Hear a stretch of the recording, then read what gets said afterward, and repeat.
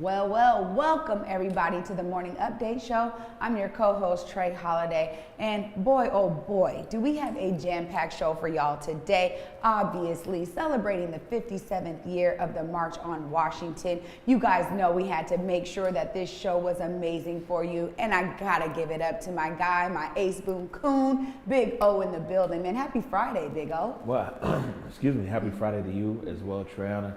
What a week it's been, and also, a very historic day today. As you alluded to, the 57th anniversary of the March on Washington. And where in past years, this anniversary might not have garnered as much fanfare. Of course, this year with all the civil unrest around the cause of social justice, there's a bright spotlight on Washington, D.C. right now. And actually, to be honest with you, we had a lot of announcements here earlier in the show and everything else. We got so much going on. I want to be able to jump right through to this clip of John Lewis. And it comes from the ONW network, Oprah Winfrey Network, when the late Representative John Lewis, the conscience of the Congress, talked about that fateful day 57 years ago. We started organizing.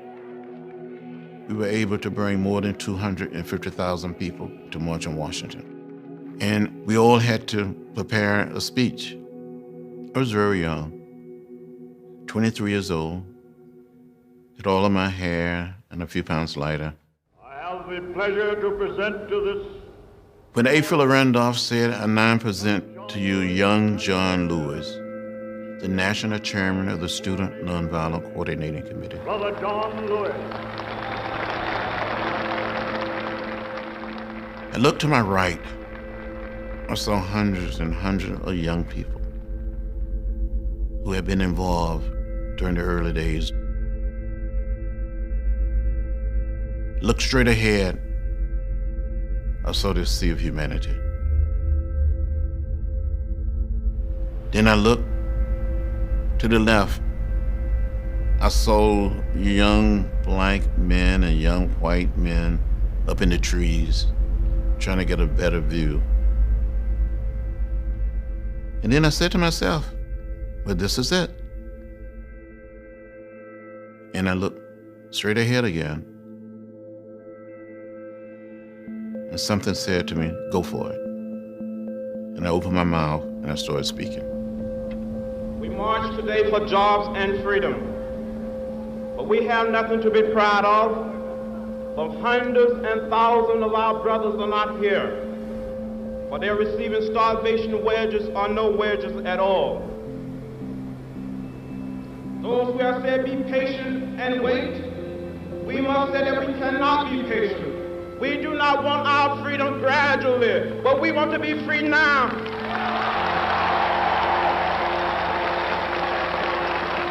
The time will come when we will not confine our marching to Washington. We will march through the South, through the streets of Jackson, through the streets of Danville, through the streets of Cambridge, through the streets of Birmingham.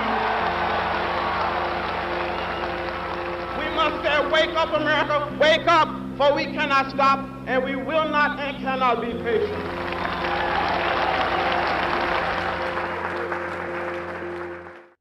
Oh my gosh. First of all, there he is, a young John Lewis, stating what we are still stating today. He said we don't want our liberation gradually. We want our freedom now. And we see this same element, this same voice and spirit and energy right out there. We saw it in CHOP. We're seeing it every time that our people get together to protest all over this country and all over the world. Once again, his voice is still very present today. Yeah, I called my dad before the show today, and I asked him, where were you 57 years ago? He was 18 years old. He told me he was in Camden, New Jersey at the time, and he remembers watching the speech. And I think about it, he was 18, 57 years ago. My son is 19 right now. Same ages, just about almost 3 decades later, and the same signs that they were holding up there, talking about jobs and justice and equality, are the exact same signs that people hold up today. Right, the same things. I mean, I saw a frame yesterday, 55 years ago, a black woman, it was a black crowd, and there she was just holding up a Stop Police killings. I mean, from 55 years. So you're so right in terms of these messages, and that's why this bubble up. I mean, seeing the athletes, the pro athletes do what they just did, this bubble up is real, and I see that everybody is now fighting for forward change. It's beautiful, man. Man, Sam Cooke said it. A change is gonna come. That's right. All right, so as Triana alluded to, very full show here today. We have Rick Williams, the brother of John T. Williams, who was killed by Seattle Police Department 10 years ago Sunday. And he's going to be joined by Jay Hollingsworth. Got the headlines with Marcus Harrison Green of the South Seattle Emerald. And then we're going to have some good food in the studio. Mm-hmm. Yeah, Ashley Preston of Prissy Food Catering is going to be in the building. All that stuff is coming your way right now on the Morning Update Show. We're right here at East Precinct. It doesn't get any closer than this right now.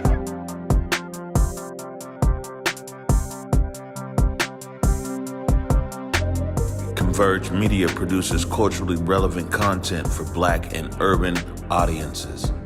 Our coverage is raw, transparent, and objective. Praised by community leaders, government officials, and residents. As a small independent media company, we rely on the financial support of individuals and business members to stay on the front lines of the news that's important to you.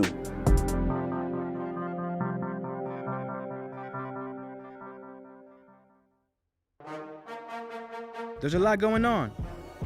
Are you ready? Ready to feel better, look better, be better? Drink water. Be ready for a pickup game. Insta-frame to work hard towards your aim. Drink water. Hydrate. Hydrate to invest in yourself. Cut down on sugar. Invest in your health. Imagine the possibilities and reach your potential. Who knows what's next? Be ready. Be hydrated. All right, welcome back to the Morning Update Show. I'm your co-host, Omari Salisbury. And today I have two very special guests with us in the building. We have Rick Williams and Jay Hollingsworth. Welcome. How are you? Nice to be here. Thank you for asking. Historic day. Yeah, good to have you.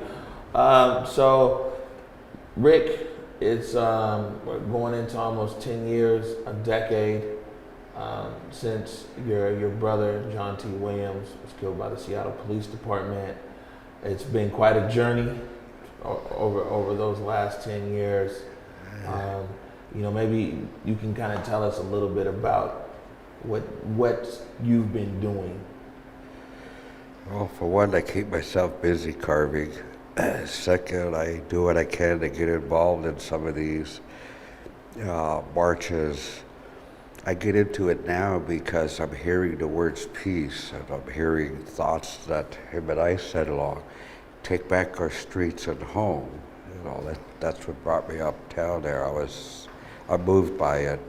I said up there multiple times that even my brother John would be proud to see how Seattle got up and marched in peace. That this Sunday will be 10 years that Ian Burke gunned my brother down, and we got a lot of grief because I said peace. I said peace to honor who my brother was, not by feeding the system, because that's where their money rolls in, because more of us would have got hurt. I did something my grandfather said, be a warrior without violence, to step into this, and this Sunday will be 10 years, and I'm still saying peace, still walking with purpose. Talk with Jay when I can about things that's in my head. For one, when companies out to write about it, they say 7 minutes or 7 whatever, which is a lie. It was actually 4.7 seconds when they gunned him down. And how you colorize the words on there. The autopsy paperwork I have, it says he was shot in the back, not on his right side. And I find their system full of lies, that anybody with common sense, if you got a strong mind, watch the video, what they did to him that day. And for him and I to stand together, and we as people made a difference, to watch you all do the same thing. And I look at history like you did, what I was saying earlier, and I remember those days. And Well, if you don't mind, there's a lot of people, Seattle's changed in the last 10 years, a lot of new people here, a lot of people Yes. might not know the story. But I want your permission, but we have the dash cam video from that day, from the shooting, and just to let our audience know, you'll hear more audio than anything else. Yes. We'll go ahead and play the dash cam footage.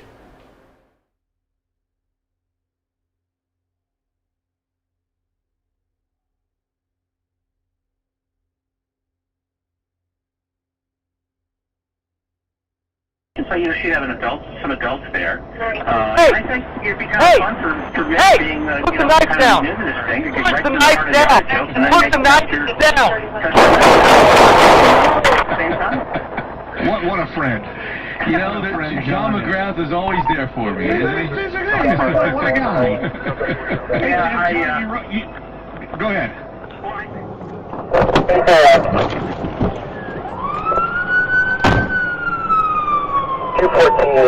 Okay, bud? It is under control and fires and route. Anybody else? 5-4 drivers. Have units slow down, please. Hey! Under control, Jordan, how are you? Slow down. Hello, what's the board? How well? Okay, good. You, hold on, guys. Get over here. Get single file. Walk together, all right? He's the designated shooter. He's already shot him. Man, I'm sorry. I apologize for playing part of that tape there, but I think that it's important. But it's the truth. People know what's occurred. And you were saying that while the tape was playing, you were saying that one of the things that bothered you the most. yes, that before he yelled out the words, hey, and if you look at it closely, the gun was already in hand and cocked, and gave him 4.7 seconds and took his life. And as his partner showed up, what seriously hurts my mind and heart is the words they choose to say, good job, Ian. A limit to sit. Haunts me. 10 years of this. You were saying something, Jay? I asked him, the other officer asked Ian if he was okay. Like, of course he's okay, he had the gun, right? They always bring superior force to these, so the outcome is always in their favor. So. What was the process like of trying to get through an inquest and things like that, and learn more about the case? And did you guys file anything else against the city Yes. around the case? Well, to start with, when you get in a position like this, you're going to hear them. You as a citizen don't have the right. They work for you. You're told what to say, how to think, how to talk. That's bullshit. I mean, baloney. Okay. It was hell going through it, and at the third day of the inquest, I questioned why are you doing this? Rick, none of us done this before.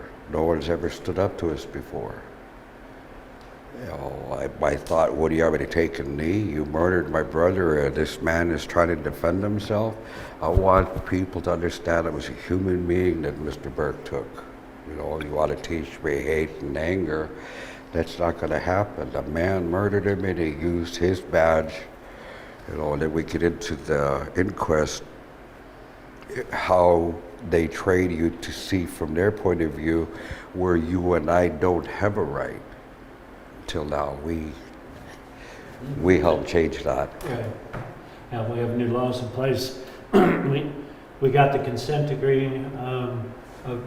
Was part of 34 organizations that filed a claim with the U.S. Attorney's Office, and they came to investigate.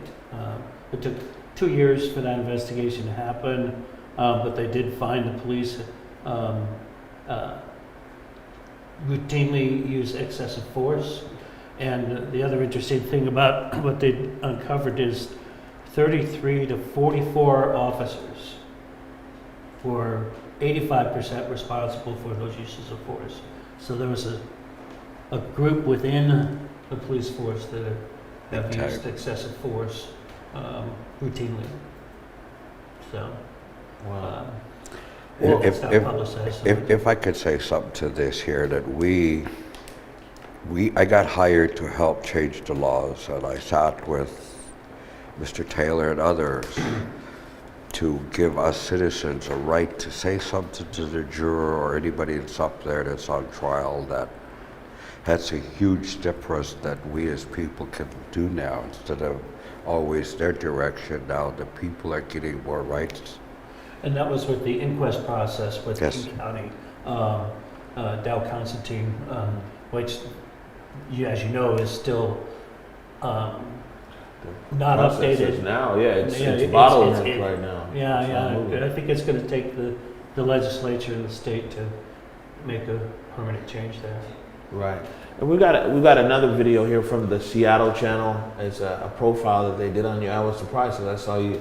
Well, I saw you there in the chop, but then I come to find out you were holding circles and doing all kinds of things. We'll play this video here and we'll come back to it.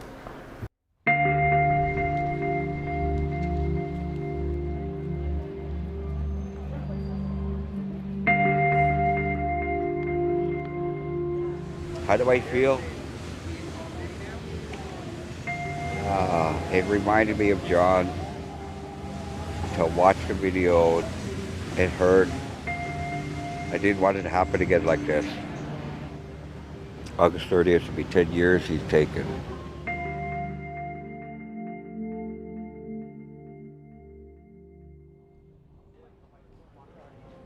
I mean, I'm honored to people. There's a lot of people that care what happened to John, and to see me out and about every day. I don't know how I'm doing it. I really don't. I know I have to come out and carve somewhere. 3.5 years ago, I almost died from not eating because of this. How can you keep turning a blind eye? I can't. I've been watching 10 years and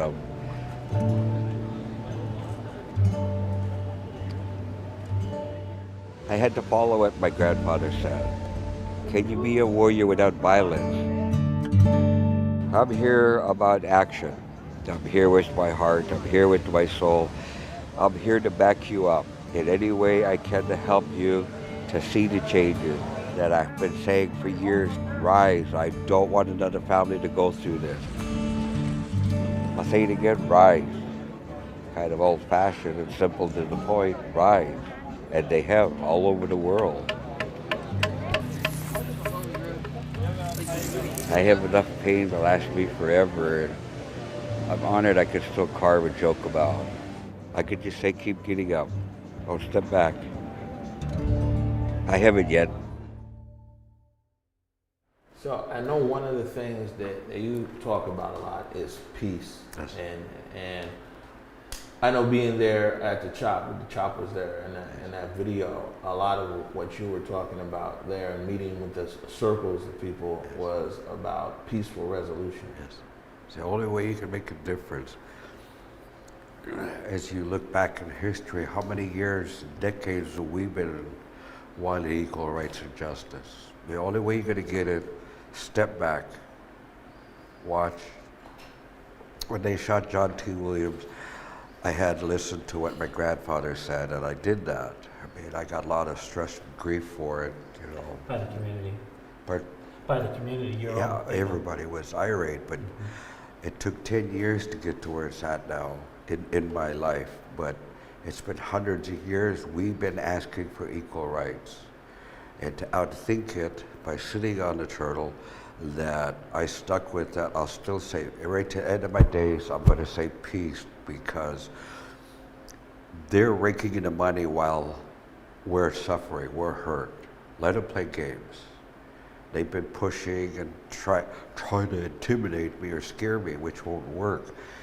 We came together as a community. If you watch the honor show at the end, you'll see what they said can't be done. We as people in Seattle did. No one's ever carried a totem before. No one's ever stood up a totem before in Seattle in the last 70 years. My comment was, this is my first big carving to honor the man that was taken from us. That's why I said peace. And now this, as you see, like I'm seeing, the young people stood up and they're saying peace. That it made a huge difference because the department's listening. I'm sure the mayor's listening and seeing it, that how morally wrong they did by just a gesture of peace. Now, you mentioned the totem, the John T. Williams Honor Totem. We got a few images here actually from Como. This was that 2012? Yes. 2012. Yeah. So this 2012 right here, this is the totem pole arriving down there on the waterfront and being carried to the Seattle Center and then placed.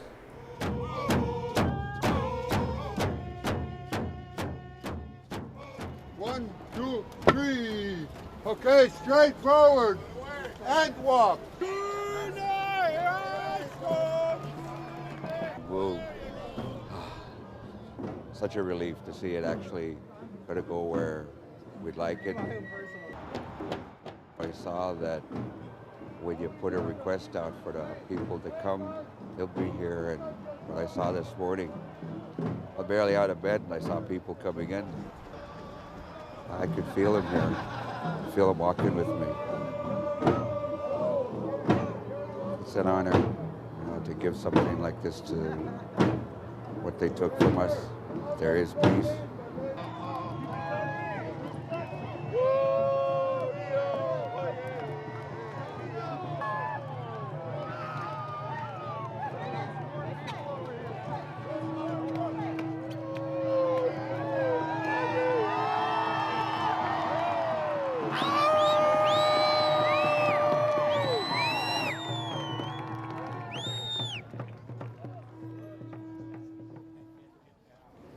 Long time. I got over 2,000 some odd hours in this. I stayed up last night thinking, watching, asking the older ones for strength and thoughts that when it stands, my heart hoped it'll bring the people together. And that did. I feel him standing beside me right now, and I feel his hand on my shoulder, and he's at peace now. What does that totem mean to you? In the 1950, 1949 era, as question asked about was carvers make always male eagle, so my granddad created this version of the male eagle, and the man was ivory carver, and no disrespect to Grandpa, I changed it to the master carver. And the raven was something my father did back in the 60s and 70s, and when we came to Seattle, he couldn't carve it like that. I wanted the people to know who we are as seventh generation carvers in Seattle. Seventh generation yes. carver. Yes. Eagle Son's 8. Wow. Yeah. Wow. So in the center of the totem pole is carved, the wood carver is represented there. And he's holding on to a totem pole, which is salmon and kingfisher. And that was what kid Rick is John T's graduation pole. Because at 12. He presented it to his grandfather. He was carving that well. And his grandfather made him a master carver from then on. At 12 years old? At 12 years old. That's the kind of Because talent. the question was asked, can you carve a totem pole without a pencil? So that was John's first design out of his head. So you don't draw on the wood. Wow. So tell us about the event on Sunday. So we're gathering folks who have lost loved ones to police violence. A few of them are going to speak. We're still working on who all is going to be there. We wanted somebody from Stony Chiefsteak family from Poulsbo, young man who was killed by a police officer a year ago, 3rd of July. And we'll hear from Fred I don't think Thomas, his wife's name is Annalise Thomas. Yes. The Lacey family who lost their son to sniper fire, holding on to his boy. That was amazing, tragic. So, I bring them up, and they've formed an organization called Next Steps. So they're working with those of us who've been part of I-940, Decolonize Washington, all of that circle that we've all participated in, because they're the ones that won. They went to court, and 3 officers were charged and fined and have huge penalties to pay that family for the loss of their son. And instead of settling out of court, they went for the gusto. They took the chance of losing in court, but they won. The biggest settlement in Washington State. yeah. So it'll be it's at the Seattle Center on Sunday at what time? We're going from 1 to 4. From 1 to 4. Is it a rally there at the center, or is it also a march? Yeah, well, we're going to rally first at the center, and then this new group called Black Indigenous Coalition came right. It was out of the CHOP protests. Want to continue their work, and somebody contacted me and said this was going to happen. They were going to do a march. I said, well, let's try and work together. Let's try and mentor this youthful organization and see what they could do, because we're old. He's 65. I'm his junior by 7 months. He's the youngster. And so yeah, we're gonna have drum circles. We'll have speeches. We'll have singing, drum singings. Have a friend who's going to read a poem that he wrote September after John T. was shot. That's a cool 2010. Yeah. So. All right, good stuff. So before we get out of here, final question, and I'll start with you first, Jay, and then you, Rick. What do you want people to remember about John T. Williams? Well, that he was a human being, and his right to live was brutally taken away from him. And we have to find a way to move past that fear that the police officers have, because that's their primary defense. They all learned that one in basic training for police officers. But they do exhibit fear. That officer who shot that kid in Ohio, he's fumbling with his gun and just totally freaked out because this child approached him with a plastic gun. We have to start by bringing humanity back into the police force. Like I said, the report said there are 44 officers doing most of the excessive force. Well, that means there's 1,600 other officers that are doing a good job, that aren't shooting weapons. But there are some good people. I have friends on the police force. Same here. So we just have to uplift our humanity, our life. That life is important. That Black Lives Matter means everybody matters, right? The reason Black Lives is highlighted is because they've been forgotten. They've been used for 300 years in this country or better, and stolen. Reverend Walden says that we were part of the stolen people, so that's where I'm always centered in what is human, what is the right to life, which we all have, given to us by the Creator.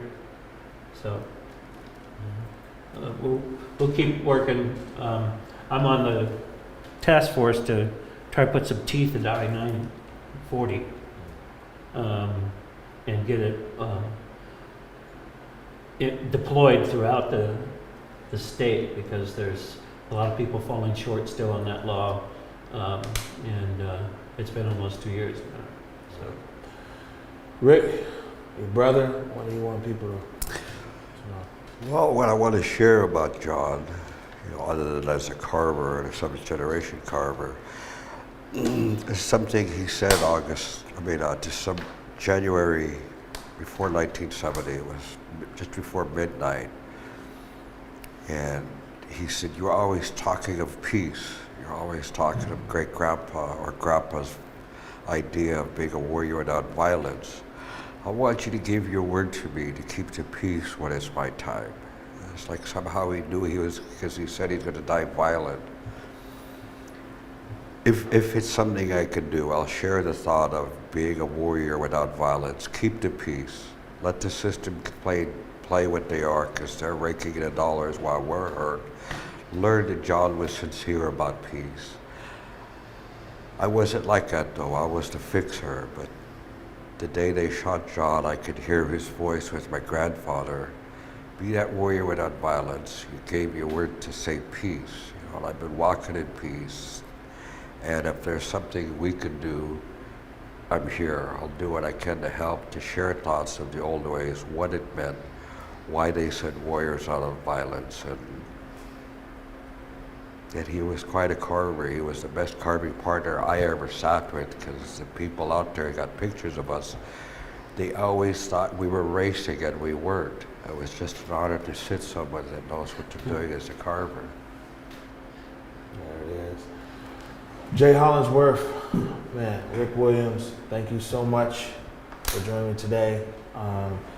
And sharing this. I know it can be emotional, everything else, and sharing this 10-year journey and your efforts to continue to honor John T. Williams. Come up Sunday. Yeah, well, of course. Bring your cameras. So we'll be there with the cameras. No, don't worry, we'll be there. We're gonna take a short break right now. When we come back, the Morning Update show continues. We're right here at East Precinct. It doesn't get any closer than this right now.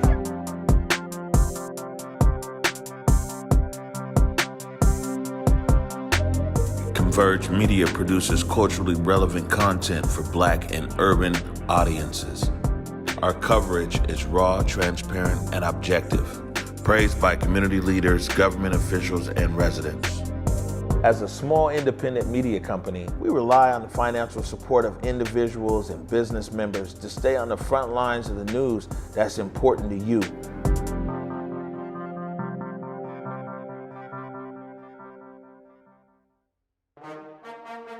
There's a lot going on. Are you ready? Ready to feel better, look better, be better? Drink water. Be ready for a pickup game. Insta-frame to work hard towards your aim? Drink water. Hydrate.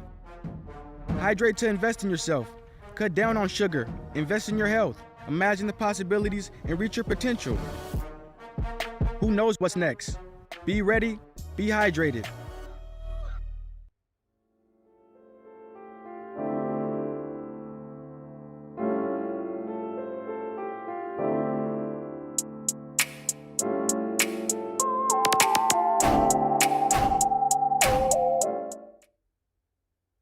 Welcome back to the Morning Update show right here with Marcus Harrison Green. He always makes sure I put that Harrison in there. Hey, all three names, bro, that's what my mom gave me. Well, she gave me 2 out of the 3. Anyway. You got to do what mama said. I already know it's Friday, so that means it's time for Headlines with the Emerald.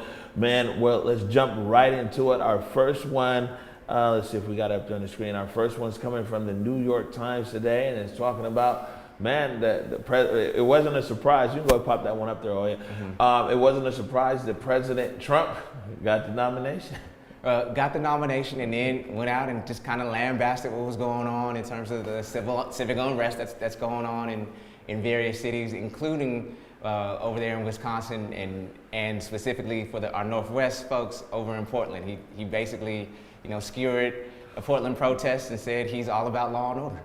Wow. So the one thing, right, and that I've noticed about all of this is that all these things are happening right now. But when we hear the president talk, especially in regards to his opponent, to Biden, he's like, if you elect this guy, then this stuff's going to happen. But It's like, it's really happening right now. Yeah, well, and here's the thing, is like, it's nothing new. I mean, this is a playbook that Richard Nixon even used around the time when he was going up for re-election, I believe, against George McGovern, and he said, hey, if you elect this person, they'll be rioting in the street, they'll be looting in the street. Essentially, your single family, homes and suburbs will be attacked by these marauders.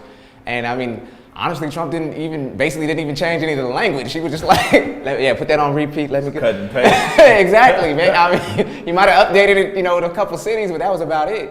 Right. And I mean, I tell you, when it comes at a time, as as y'all have covered it, where you had the shooting over in the vigilantism over in Kenosha, Wisconsin, with the young man, 17 years old, Kyle Rittenhouse, who basically just self-deputized himself to go and protect property, quote unquote, is what he said in an interview an hour before he began shooting. And 2 people are dead because of that, and several other people are in critical condition in the hospital because he went out with his long rifle to go shoot. And I say that to connect it back to President Trump's speech yesterday, because I mean, you have so many people who are getting riled up and having this directive towards violence, or at least feeling that they have a directive towards violence because they, quote unquote, are protecting something. Right. Yeah, no, I hear you. You see, the other day we played a clip, South Dakota Governor Norm was calling out Seattle, and then Mayor Jenny came with the clap back. Yes, she did. I'll give her credit on that one. All right, so moving on. So we got 2 articles today from the Emerald. The first one here is about SPD and their actions. Yes, so it goes in about the mediation process. This particular article, written by the great esteemed Carolyn Bick, goes in about the mediation process and how there was a protester, Ashlyn, let me get her last name correctly, Ashlyn Cooney, who basically filed a complaint and a protest that happened June 7th, and another complaint that happened July 25th that was basically saying that these cops were pepper sprayed her, they were dragging her through the street and so on and so forth. She goes in to look into her complaint. It says that it's been, quote unquote, told. And when she goes to ask, well, what in the world does told mean? It means it's basically just been paused. And she's like, well, what in the world is going on? And then that led her to talk about the mediation process with OPA. For those who don't know, OPA is the Office of Police Accountability. I'm sure most of the viewers of this show at this point have it burned and singed into their brain. But anyhow, she went to the OPA. They said, well, would you like mediation? And she was like, mediation for what? It's on camera that this person, basically this police officer attacked me. And so they're like, oh, well, usually with mediation, it's for non-policy violations, quote unquote. A non-policy violation would be like, let's say a police officer stops you and they're not, for a traffic ticket or something, they're not, quote unquote, nice to you, right? It's not for when the police pepper sprayed you and sent you to the emergency room, what they did with her. Right. And the unfortunate thing is that this mediation process is extremely arcane and obtuse. Like, one is who in the world is deciding on, mediation, and also the biggest part of this whole thing is like when mediation is decided upon, it usually halts investigations into the police officers and into the the incident. And many people, at least Ashlyn was saying that she was not told about this. She had to dig and do her due diligence. So there's many people, several folks, right, who, especially coming from that July 25th protest, who have filed complaints and are like, hey, well, what's going on? I can tell you one thing. For sure. 2 things for certain. Okay. OPA's desk overfloweth. Yes, that's it does. I think it's at 18,000 or something at this point. It overfloweth with complaints right now, man. So another article there coming from the Emerald is the issue of gun violence, and especially youth gun violence happening in Seattle, King County. Even later on today, I'm going to a rally there on MLK. I'll see you there. Yeah, man. So tell us about what's going on here. Yeah, so as most people know, there's definitely been an uptick and an escalation in gun violence in the city as a whole, but particularly in the South End. It looks like we are on a trajectory to have a record-setting summer in terms of gun violence, and there's still 24 days of summer as of today. And so you do have people like Coach Dominique Davis of Community Passageways, as well as Gurmai Zahalai over at he's a 37th district representative. Uh-uh. Or excuse me, not the 30th, King County district representative. But he does, sorry about that, but yes, but he does represent the 37th district as a part of that, which makes up a huge part of South Seattle and Skyway as well. And he has an idea that he actually is borrowing from, that came from Stockton, California, where they were having issues with gun violence. And so what they did was essentially have a universal basic income, which essentially gave money to people every month in areas that were especially not as wealthy as some other areas. And it's like Gamai said in the article, is that that the gun violence essentially maps with where you have lower income areas. I mean, there is a reason why you don't have an uptick in gun violence in Magnolia or Mercer Island, right? I mean, you put COVID on top of that and you see that there are so many people who they're already under-resourced, and it's like, hey, if I'm fighting for my survival or I'm fighting for the next day, you tend to do some things that aren't necessarily make you a model citizen. Right. Last one here from The Guardian. And they're talking about Michael Jordan. Michael Jordan might be playing a role behind it. Michael Jordan's caught a lot of heat a lot of his career since his retirement for not being involved in black things and not using his voice and position as a platform. But what's happening here? Yeah, so the former GOAT, because the current GOAT is LeBron James, greatest of all time, as I say. Anyway, it looks like that Michael Jordan essentially, played an outsized role in making sure that the players actually went back and resumed the season. I'm sure everybody knows on Tuesday the players had decided that they were going to strike and boycott some of the season. There was a meeting that took place afterwards, and Michael Jordan, it's now been reported that he played an outside role in bringing the players back together to the table with the owners and basically saying, you messing with our money, so let's go ahead and we can, talk about explicit steps to end racism and so forth after this, but let's get back to playing.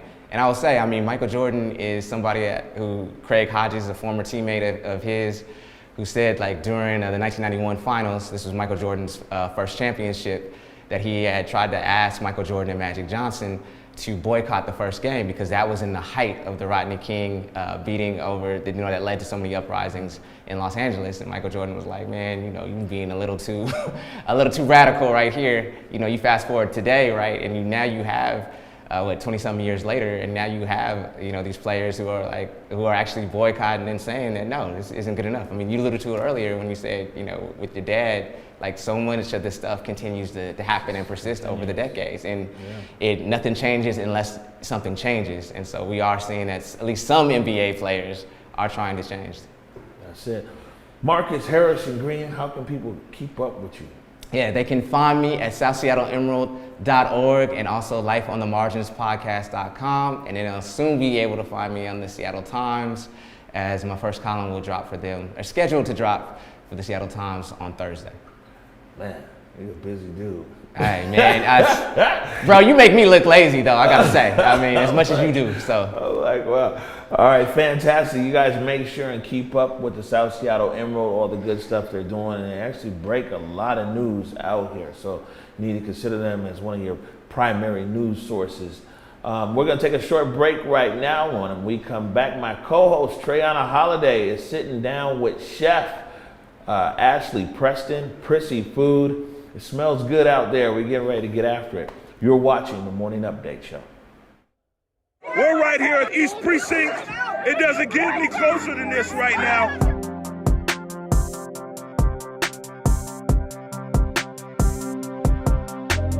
ConvergeMedia produces culturally relevant content for Black and urban audiences. Our coverage is raw, transparent, and objective.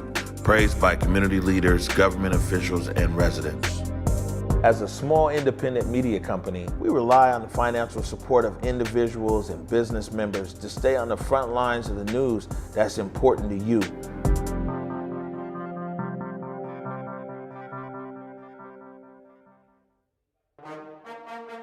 There's a lot going on. Are you ready? Ready to feel better, look better, be better? Drink water. Be ready for a pickup game. Insta-frame to work hard towards your aim. Drink water. Hydrate. Hydrate to invest in yourself. Cut down on sugar. Invest in your health. imagine the possibilities, and reach your potential. Who knows what's next? Be ready, be hydrated.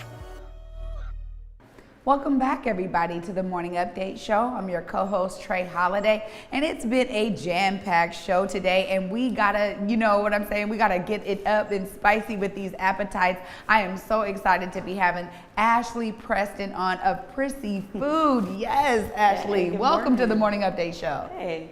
Yes. How are you? Well, I'm well. How are you? I'm good. We're so glad you could join us today. I'm happy to be here. And you know what? I gotta say it because when we have somebody who's doing food and you bring the food that you done brought, let's just cut to this real quick because we're gonna show them what you got over there. You got us some fried chicken today, baked salmon, yes, Cajun barbecue shrimp. Yep. Then you got the sides of mac and cheese, corn on the cob, looking buttery as everything. Yes, ma'am. Red beans and rice with chicken andouille sauce. So Yes, you're keeping ma'am. us nice and healthy. Exactly. Brussels sprouts with some bacon and some bacon stuffed mushroom. Oh my Yes, ma'am. God. Look, all I gotta say is my mouth has been watering since the beginning of the show, okay? So let's get into you and what started you doing cooking in your catering business. Prissy Phood, Phood, which I love, by the way. Yes, I wanted to keep it like, PP. But what kind of got me started cooking was, my dad, he's always cooked. He had a restaurant and a catering business. And then I used to have a babysitter who's now a professional celebrity chef. And so those are two of my food influences. And so they kind of developed my palate really early. Wow. So my mom, she cooks, but she's real basic with cooking. But my dad is when he cooks, he goes all out. He wants the flavor. And so does my babysitter. Her name is Jordan. She's like my aunt now. But, oh, I know Jordan. Yeah. So she was Floyd Mayweather's chef for a long time. Yes. Oh, you know what? We got to keep our finger on the pulse of these amazing Seattleites who go on to do amazing things throughout the country. Amazing things, and she still is. Yeah. And so they just kind of developed my palate. And so whenever I would go in the kitchen and cook, I'm like, I want something to taste a certain way, or I want my chicken to taste like that chicken my dad made, or and I would just experiment and do things, and it just kind of developed after a while. And then when I started living on my own, I would cook things and I would plate it, and then I would post it all the time, and people would just ask me, are you selling food, or are you doing this, or can you cook for me? And one day I just decided to just do it. Wow. And it's taken off since then. I'm extremely blessed with how it's taken off, but that's kind of how I started cooking. I just always wanted things to taste a certain way.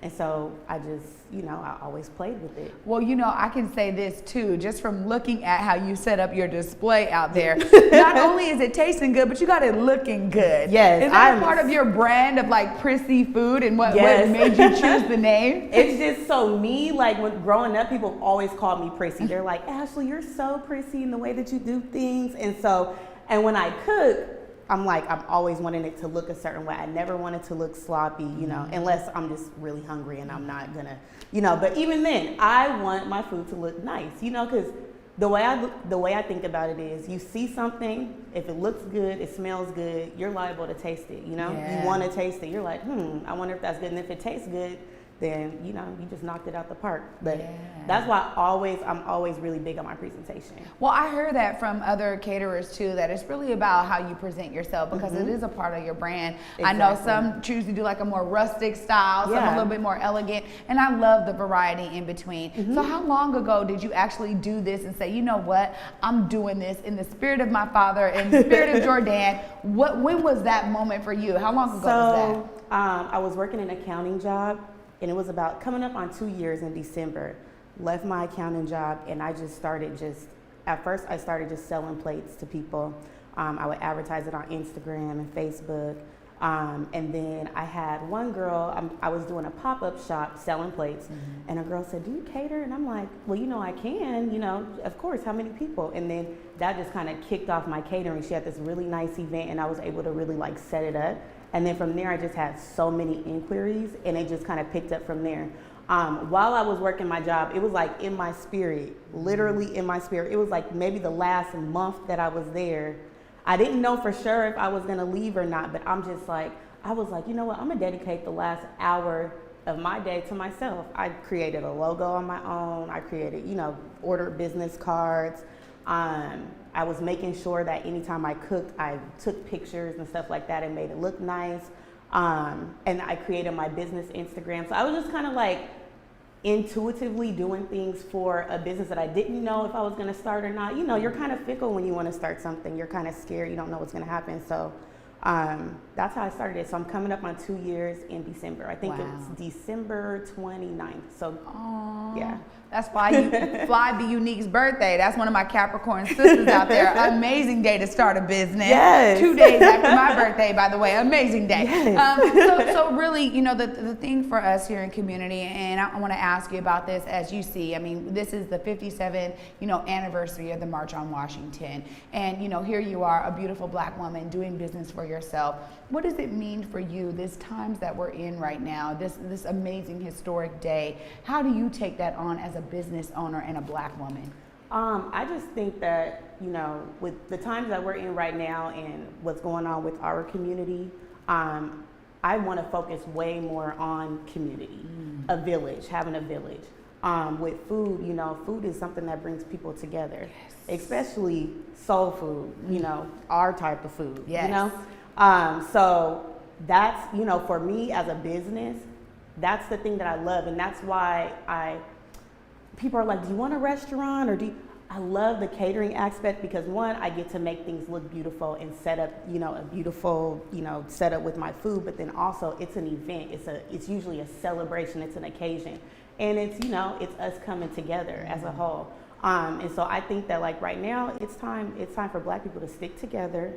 It's time for us to lean on each other. It's time for us to support black businesses. It's time for us to circulate our dollars and build that Black Wall Street all over again. Yeah. You know, so I just think that right now, really that's the time that we're in. We have to rely on each other and lean on each other, and there's no better way to do that than with community and building a solid foundation and a solid village. Absolutely. I think that you hit the nail on the head. Food brings people together. It we does. talk about and music. Yeah, look, we talk about the elements of community all the time. So thank you so much for coming on today. Let's tell the people how they can get in touch with you, because I know they just saw that amazing food. They're going to want to know how they can actually hire you. Okay. How do they find you? So I have my Instagram, Prissy Phood. It's, you know, Prissy, and Phood is spelled Phood. And then I'm also working on a website, but I am taking all catering inquiries via email. So it's prissyphood@gmail.com. That's PRISSYPHOOD@gmail.com. Oh, well, you guys heard it here, and you also saw it, and you guys know, I mean, I got to get to it because my stomach done seen it and smelt it and everything, and it is looking amazing. Thank you so much again, Miss Ashley Preston of Prissy Phood. Absolutely. You guys stay tuned. We'll be right back. We're right here at East Precinct. It doesn't get any closer than this right now.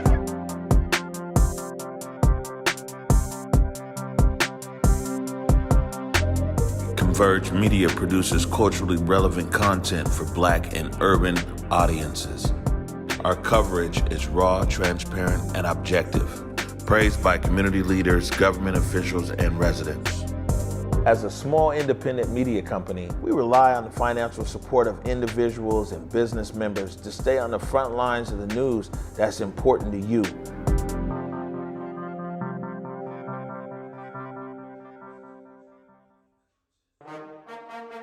There's a lot going on. Are you ready? Ready to feel better, look better, be better? Drink water. Be ready for a pickup game. Insta-frame to work hard towards your aim? Drink water. Hydrate. Hydrate to invest in yourself. Cut down on sugar. Invest in your health. Imagine the possibilities and reach your potential. Who knows what's next? Be ready. Be hydrated. Man, I'm ready to go eat. I know. We're going to have to hurry up and get out of here. Yeah, it's been a great show today. Yeah, a few notes again. Today, we're there at 3:30 to 5:30 at Philly's on MLK and Rainier Avenue South. We Still Want to Live rally, and you can see that right here. And then also at 6:30, the MLKCC, they're having their annual awards event. Again, you can see that right here on Converge. Yeah, and then, you know, hey, if you guys got time, come on down to MLK Memorial Park. There will be a Black Joy event there, another collection of amazing speakers, and that starts at 3 o'clock too. So lots of great stuff going on today, man. All right, you ready to go get to this food? Yeah, you know it, bro. All right, let's keep in mind 57 years ago today, the March on Washington, the I Have a Dream speech. And, you know, for years, people always say, oh, the dream continues, the dream lives. And this is like the first time, maybe in years, that I really feel like, man, the dream, the search of it still continues. We still got a lot of work to do, America. Pay the fee. Have a great weekend. Catch us back here on the morning show Monday at 11 a.m. Peace. Lift every voice and sing, till earth in heaven ring, ring with the harmonies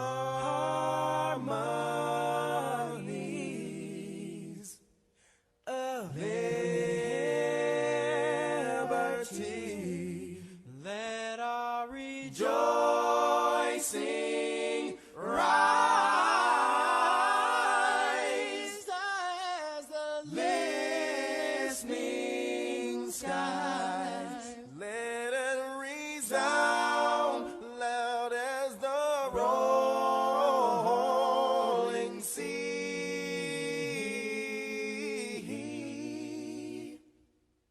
Sing a song full of the faith that the dark past has taught us. Sing a song full of the hope that the present has brought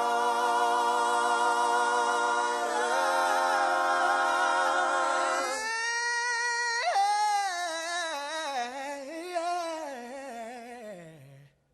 Facing the rising sun of a new day.